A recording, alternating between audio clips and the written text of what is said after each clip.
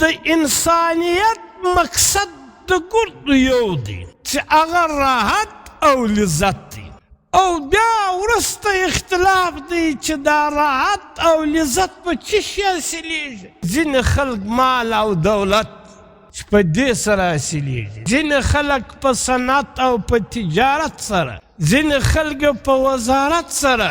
نو زموږ دغه شیان زموږ رایه ده او یو رایه د الله پاک ده. اوس که چیرې زموږ عقل دا فیصله نشي کولی، د ایمان تقاضا خو دا ده چې موږ خپل هتیار وغورځو، د الله پاک خبره ومنو. د ایمان تقاضا دا ده چې موږ خپل هتیار تسکو، بل د الله و حکم ته غاړه کښېږدو، د الله خبره ومنو.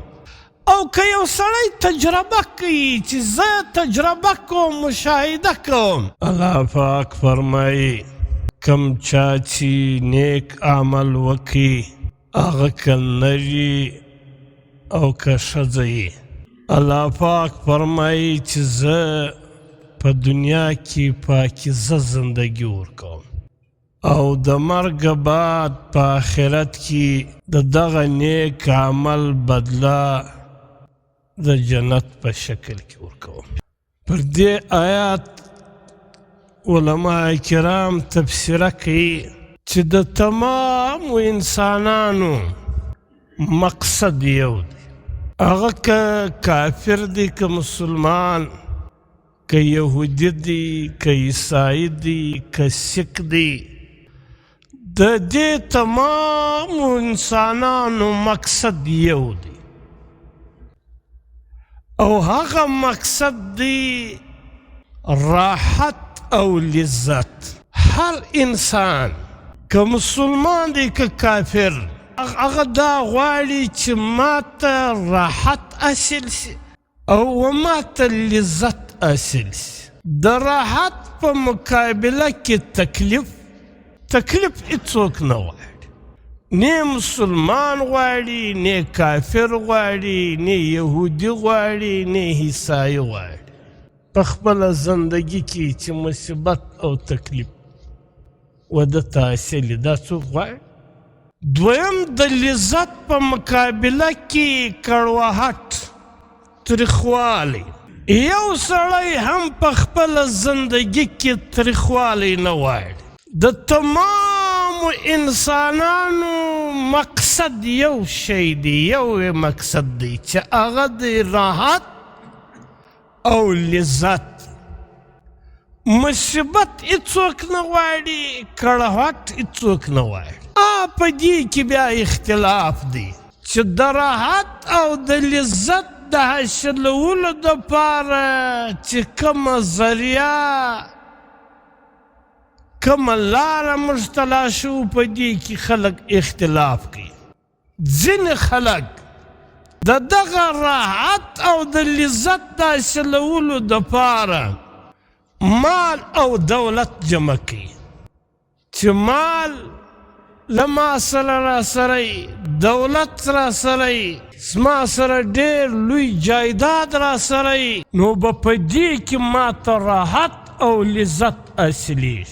ځینې خلک د راحت او د لذت د حاصلولو دپاره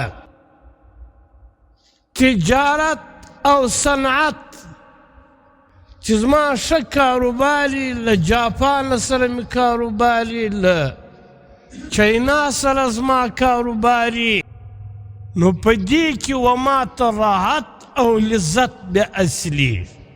ځینې خلک زراعت، ملازمت، وزارت، پر غټ پوست باندې زه راسم، زه لوی وزیر سم، نو بیا به ماته راحت او لذت حاصل سوی حاصلېږي. نو یو دی مقصد، او بل د مقصد پورې ځان رسولو دپاره لار، ذریعه. مقصد د تمامو انسانانو یو دی، هغه که مسلمان دی که کافر، مقصد یې دی راحت او لذت حاصلول. او د دغه راحت او د لذت په ذریعه او په لاره کې اختلاف دی. ځینې خلک مال او دولت بولي، ځینې خلک صنعت او تجارت بولي، ځینې خلک وزارت اقتدار حکومت ذریعه ګرځي. نو په دې کې دوې رایې دي. یوه رایه زموږ ده په دا راحت او لذت حاصلولو کې، یوه رایه زموږ ده. زموږ دغه رایې دي چې دا بیان سولې چې د انسان ځینې انسانان تجارت یې بولي، ځینې خلک مال او دولت بولي. یوه رایه د الله پاک. الله پاک د دې راحت او د لذت دپاره په دې آیات کې خپل رایه بیان کړه. من عمل صالحا من ذکر او انثی، کم چا چې نیک عمل وکړي، هغه که نر یې که ښځه یې، وهو مؤمن، په داسې حال کې چې دی مؤمن یي. الله پاک فرمایي چې زه پاکیزه زندگی ورکوم، د راحت زندگی ورکوم، د اطمینان او د سکون زندگی ورکوم. اوس ته په خپله فیصله وکړئ چې یو زموږ رایه ده، یو د الله پاک رایه ده. نو د ایمان تقاضا خو دغه ده چې د الله پاک رایه سي. دا راحت او لذت دا په نیک عمل کې دی، په ایمان کې دی. د ایمان سره سات سات نیک عمل کول. من عمل صالحا من ذکر او انثی فلنحیینه حیاة طیبه. الله پاک فرمایي چې زه پاکیزه د اطمینان، د راحت او د لذت زندگی ورکوم. ولنجزینهم باحسن ما كانوا یعملون. او بیا د مرګ بعد په حشر کې ښه بدله او ښه جزا ورکوم، او ښه بدله او ښه جزا هغه جنت دی.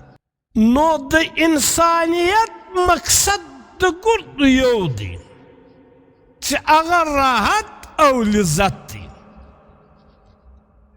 او بیا وروسته اختلاف دی چې دا راحت او لذت په څه شي حاصلېږي. نو ځینې خلک مال او دولت چې په دې سره حاصلېږي، ځینې خلک په صنعت او په تجارت سره، ځینې خلک په وزارت سره. نو زموږ دغه شیان زموږ رایه ده، او یوه رایه د الله پاک ده. اوس که چیرې زموږ عقل دا فیصله نشي کولی، د ایمان تقاضا خدا ده چې موږ خپل هتیار وغورځو، د الله پاک خبره ومنو. د ایمان تقاضا دا ده چې موږ خپل هتیار تسکو، بل د الله و حکم ته غاړه کښېږدو، د الله خبره ومنو.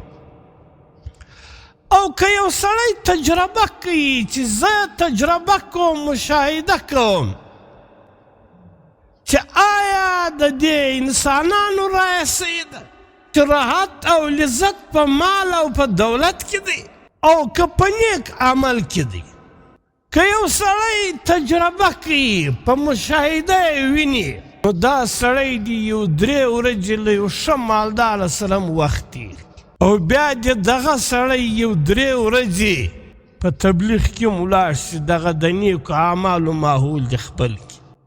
یا دې یو خانقاه لره ورسي چې هغه تابع د شریعت وي، یو 3 ورځې دې په هغه کې تېرې کړي. نو یو 3 ورځې دې له یو مالداره سړي سره تېرې کړي، له یو نواب سره دې تېرې کړي، د صنعت او د یو غټ تاجر سره دې تېرې کړي، چې له هغه سره 3 ورځې تېرې کړي. زما په خیال چې دغه خبرې به جن اوري چې زما پور نه خیزي، زما پیسې نه خیزي، پر ما چې د کومو خلکو پیسې باندې دي هغه له ما پیسې غواړي. شپه ورځ به دغه نارې و چې غاري په دغه کور کې.